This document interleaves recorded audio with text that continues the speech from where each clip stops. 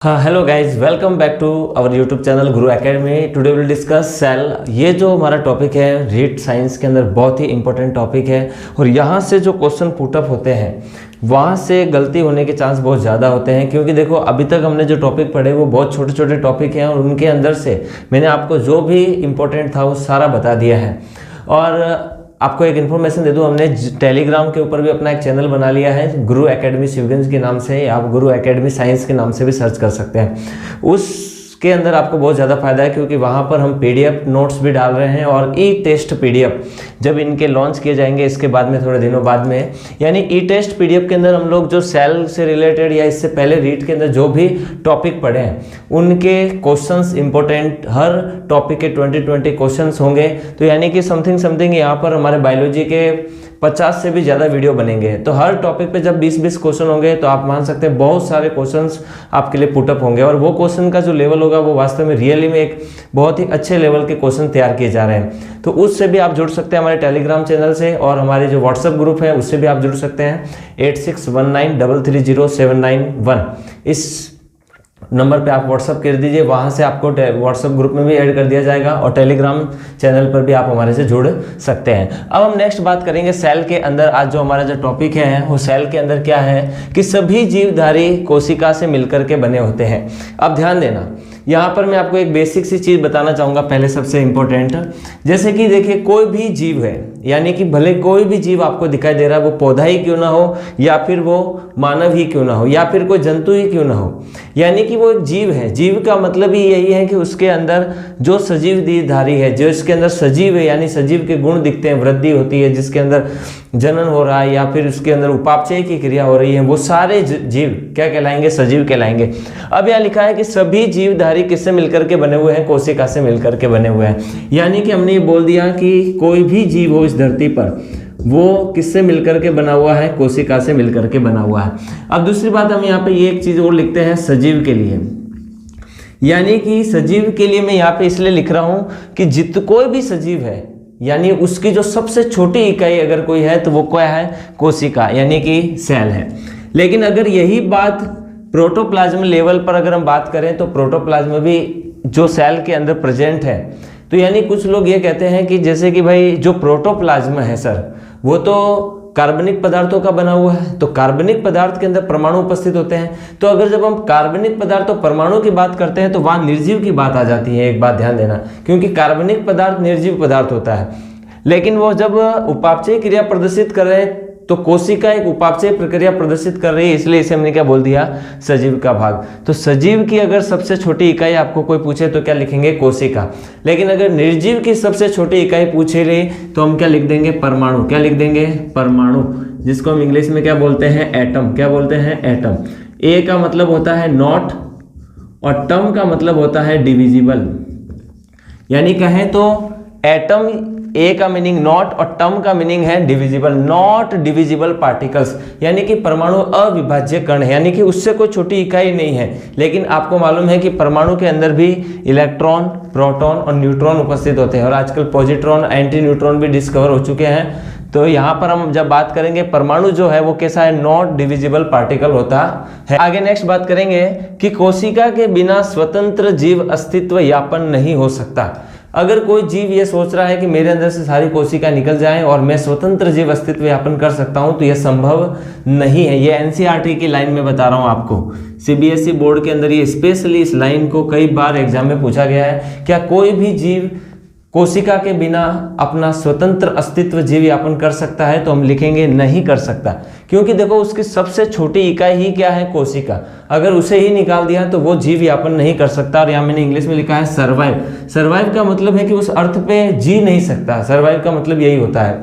तो यहाँ पे लिख दिया कि कोशिका के बिना कोई भी स्वतंत्र जीव अस्तित्व यापन नहीं कर सकता है। ये इंपॉर्टेंट लाइन है। अब हम बेसिक में आगे बढ़ते हैं कि हमारे शरीर किससे मिलकर बना हुआ है? कोशिकाओं से, यानी बहुत सबसे छोटी इकाई क्या है? कोशिका।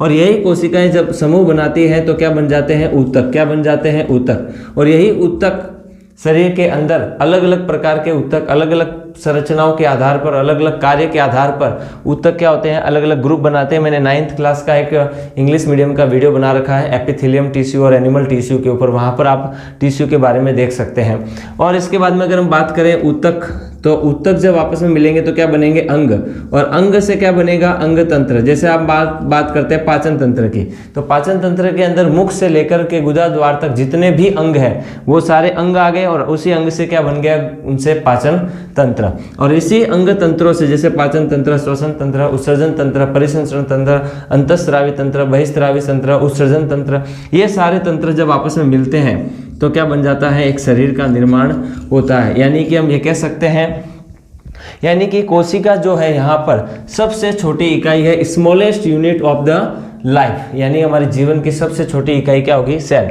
अब हम बात करते हैं आगे कोशिका के अंदर कि जो कोशिका है वो हमारे शरीर की संरचनात्मक यानी कि स्ट्रक्चर बना रही है, तो यहाँ लिख सकते हैं स्ट्रक्चरल, एंड क्रियात्मक, तो क्रियात्मक के लिए लिख सकते हैं फंक्शनल, यानी कि इसी से सारी क्रिया हो रही है, और कार्यात्मक यानी कि यही सब मिलकर के कार्यों को क्या करती है, संपन्न। तो यानी कि लिख सकते हैं कि कोशिका जो है वो हमारे जीवन की या शरीर की संरचनात्मक, क्रियात्मक और कार्यात्मक क्या होती है, इकाई होती है। तो यहाँ लिख दिया कि ये शरीर की संरचनात्मक, ये शरीर की संरचनात्मक, क्रियात्मक और कार्यात्मक क्या होती है, इकाई होती है। नेक्स्ट आगे हम बात करेंगे कोशिका की सर्वप्रथम खोज किसने की। यहाँ पर एग्जाम में क्वेश्चन पुटअप होते हैं और यहाँ पे गलती के चांस भी होते हैं। कैसे, कोशिका की सर्वप्रथम खोज किसने की, अगर ये पूछ रहे हैं तो आपका आंसर होगा रॉबर्ट हुक। क्या होगा, रॉबर्ट हुक। और यहाँ पर एक और चीज ध्यान देंगे, रॉबर्ट हुक ने जो कोशिका को खोजा था वो कोशिका कैसी थी, मृत कोशिका। कैसी कोशिका थी, मृत यानी कि डेड सेल थी। इस चीज का विशेष ध्यान देंगे।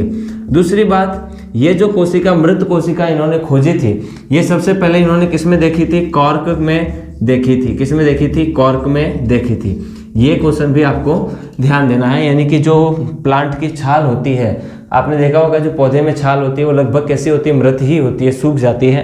तो कॉर्क उसी के लिए वर्ड यूज किया गया है। तो रॉबर्ट हुक ने सबसे पहले कोशिका को डिस्कवर किया और उन्होंने मृत कोशिका को खोजा था सबसे पहले, और वो कोष में देखी गई थी, कॉर्क के अंदर देखी गई थी। अब दूसरा सवाल यहाँ पर यह भी बन सकता है कि सर्वप्रथम जीवित कोशिका को किसने देखा, तो यहाँ पर आपका आंसर होना चाहिए एंटोन वॉन ल्यूवेनहॉक। क्या होना चाहिए, एंटोन वॉन ल्यूवेनहॉक। और आजकल ये क्वेश्चन बहुत ज़्यादा प्रचलन के अंदर है कि सर्वप्रथम जीवित कोशिका की खोज किसने की, तो हमारा आंसर जाएगा Anton von Leeuwenhoek. And next ध्यान देंगे, यहाँ पर ये क्वेश्चन एक और पूछा जा सकता है कि सर्वप्रथम जीवित कोशिका को एंटोन वॉन ल्यूवेनहॉक ने तो देखा, लेकिन किसके अंदर देखा, तो यहाँ पर हम एक तो ध्यान देंगे स्पर्म सेल। स्पर्म सेल का मतलब हमारे जो शुक्राणु होते हैं, स्पर्म सेल। दूसरा जीवाणु सेल, बैक्टीरियल सेल के अंदर भी उन्होंने ये सबसे पहले क्या कर दिए, यानी देखे थे। सर्वप्रथम जीवित कोशिका को इन्होंने एंटोन वॉन ल्यूवेनहॉक ने एक तो जीवाणु और स्पर्म सेल के अंदर क्या किया था, डिस्कवर किया था। नेक्स्ट हम बात करेंगे, अभी हमने बात की कि हमारा जो शरीर है वो किससे मिलकर के बना हुआ है, कोशिकाओं से मिलकर के बना हुआ है। लेकिन अगर संख्या के आधार पर अगर हम बात करें तो इनके कॉम्बिनेशन के बेस पर अगर हम बात करें तो यही कोशिकाएं आपस में मिलकर के क्या बनाती है, ऊतक बनाती है। और हमारे शरीर में 4 प्रकार के ऊतक पाए जाते हैं, ये भी आपको ध्यान होना चाहिए। सबसे पहला तो है आपका उपकला ऊतक, जिससे आपके शरीर के जितने भी अंग हैं उनके आवरण और आपकी जो त्वचा है वो किससे बनी हुई है, उपकला ऊतक से। इसके बाद में हम बात करते हैं संयोजी ऊतक से। संयोजी ऊतक से आपके जैसे हड्डियां हैं, आपका ब्लड है, कार्टिलेज है यानी उपास्थि है ये वाला, और जो ये वाला जो भाग है सब ब्लड, अपने उपास्थि और अस्थि वाला भाग, ये सब क्या है, संयोजी ऊतक। इसके बाद में तंत्रिका ऊतक, और जो सबसे लास्ट वाला है वो आपका कौन सा है, पेशीय ऊतक, जिसके अंदर मायोफाइबर्स के बारे में हम स्टडी करते हैं। तो ऊतक हमारे शरीर में 4 प्रकार के हैं, उपकला ऊतक, संयोजी ऊतक, तंत्रिका ऊतक और पेशीय ऊतक। अब हम जो यहाँ पे बात करने जा रहे थे वो ये है कि कोशिकाओं की संख्या के आधार पर अगर हम बात करें तो हमारे शरीर के अंदर बहुत सारी कोशिकाएं हैं, लेकिन कुछ जीव ऐसे भी हैं जिनके अंदर केवल और केवल कितनी कोशिका होती है, एक। अब एक बात ध्यान देंगे यहाँ पर केंद्र के बारे में भूल गए। केंद्र की खोज किसने की थी? रॉबर्ट ब्राउन ने। किसने की थी? रॉबर्ट ब्राउन ने। जब हम इनके बारे में कोशिकांगों के बारे में पढ़ेंगे तब वहाँ पे एक एक कोशिकांग के बारे में आपको बता दूंगा। लेकिन एंटोन ल्यूवन के उनके बाद में रॉबर्ट ब्राउन ने क्या किया था? केंद्र की खोज की थी। और ये भी ध्यान देना, इसके बाद में इलेक्ट्रॉनिक सूक्ष्मदर्शी की जब खोज हुई तो कोशिकांगों की और भी अच्छे से संरचना का क्या किया जा सका? अध्ययन किया जा सका। अब हम बात कर रहे हैं संख्या के आधार पर वे जीव जो केवल एक कोशिका से बने हैं। अब एक बात बताइए कि जो कोशिका है, यानी कि जो कोशिका एक होती है उसे हम आंखों से भी नहीं देख पाते, क्योंकि ये जो कोशिकाएं होती हैं वो क्या होती हैं? सूक्ष्म होती है, यानी जिन्हें हम एंगस्ट्रम के डायमीटर में देखते हैं। तो यानी कि जब ये कोशिका इतनी सूक्ष्म है तो यानी कि जो एक कोशिकीय जीव होंगे वो भी क्या होंगे? सूक्ष्म ही होंगे, यानी कि ये आपको आंखों से दिखाई नहीं देंगे। अगर हम बात करें एक कोशिकीय जीवों के उदाहरणों की, तो यानी कि जिनका शरीर ही केवल एक कोशिका से मिलकर के बना है वो जीव कैसे होंगे? एक कोशिकीय। तो यहाँ पर हम बात कर लेते हैं एग्जाम्पल में, अपने सबसे फेमस एग्जाम्पल है अमीबा। इसके बाद में एग्जाम्पल लेते हैं पैरामीशियम, अमीबा, पैरामीशियम। और एग्जाम्पल ले लेते हैं यूग्लिना। एक एग्जाम्पल और ले लेते हैं blue green algae, blue green algae यानी कि नील हरित शैवाल। अब मैं आपको एक चीज़ और बता देता हूँ यहाँ पर साथ में, जब शैवाल शब्द आ गया है, जितने भी शैवाल होते हैं सारे बहुकोशिकीय होते हैं, लेकिन नील हरित शैवाल वो कैसा है? एक कोशिकीय है। ये एक्सकेप्शन के अंदर आपको ध्यान देना है, यहाँ पर ये गलती होने के चांस हो सकते हैं। आपको लिख दिया एग्जाम में शैवाल होते हैं, तो आपको आंसर देना है कि शैवाल कैसे होते हैं? बहुकोशिकीय होते हैं। लेकिन नील हरित शैवाल अगर लिखा है तो ये कैसा होगा? एक कोशिकीय होगा। ये एक्सेप्शन में ध्यान देना। और इसी कारण से नील हरित शैवाल को साइनोबैक्टीरिया भी बोला जाता है। क्या बोला जाता है? साइनोबैक्टीरिया। अब एक ध्यान देना, इसे साइनोबैक्टीरिया क्यों नाम दे दिया ये समझेंगे। मोनेरा जगत के जितने भी सदस्य हैं, आप जब जगत पढ़ते हैं बायोलॉजी के अंदर के जगत की आवश्यकता इसलिए पड़ी कि बहुत सारे जीव हैं, सबका अध्ययन करना असंभव था, तो पंच जगत प्रणाली बनाई गई। और उस पंच जगत में जो पहला जगत है वो कौन सा है? मोनेरा जगत। और मोनेरा जगत के अंतर्गत किन्हें रखा गया है? All bacteria are included in Monera kingdom, यानी हिंदी में कहें तो जीवाणु, सभी जीवाणुओं को किसके अंदर रखा गया है? मोनेरा जगत के अंदर। और मोनेरा जगत के जितने भी सदस्य हैं वो भी सारे क्या होंगे? एक कोशिकीय। तो यहाँ लिख सकते हैं कि मोनेरा जगत के सदस्य।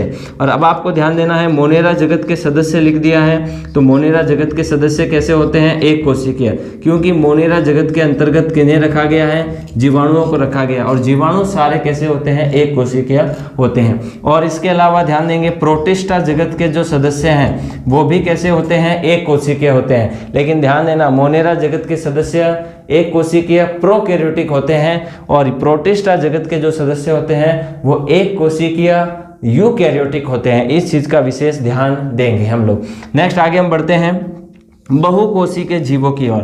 तो बहुकोशिकीय जीव वे हैं जिनका शरीर या ये जीव जिनका निर्माण लाखों या करोड़ों कोशिकाओं से मिलकर के होता है, उन्हें हम क्या कहेंगे?